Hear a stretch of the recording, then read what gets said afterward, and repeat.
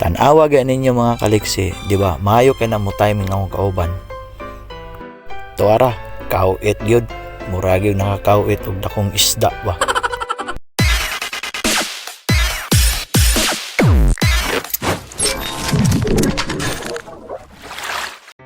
Hello sa inyo mga kaliksi. Kami ang gitawagan sa radio room kay para i-assign aning mukunik aning dredger hopper nga barko. Kini akong duha ka kauban nagtagad na lang na sila nga mo hinahinay dool ang hopper kay naman gunay idawat nga wire ang kanang hopper. Dayon ang kanang wire sa kanang pipe nga kunikan aning hopper nakapiit na sa amo ang pin sa amo ang barko.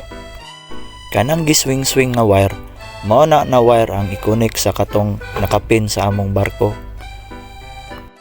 Mao na ilahang giswing-swing kay kuwaon maguna sa akong kauban god kanang kauiton niya ba. Tanawa ga ninyo mga kaliksi, di ba? Maayo kay na mo timing akong kauban. Tuara, kauit gyud.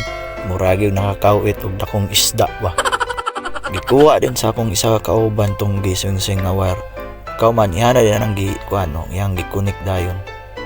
Then pagkauman na i-release na din na namo. Then gihagisan din og bag-ong pisi kay para kuhaon nila ilahang Norwegian boy. Ang Norwegian boy mao nang balon nga pula. Kana ang ilahang gibira. Kay gamiton na nila sa pagguman nila og gamit anang pipe. Kay ilanan man guna sa kanang wire. Kay maglutaw-lutaw ra man na siya para dali ra siya makita sa sunod na koneksyon namo. Kana nga pipe mao na ang ikonik sa hopper kay para ibuga na nila didto sa island ang ilahang karga. Inana na dayon na nakakonek na ang hopper sa pipe. Happy buga!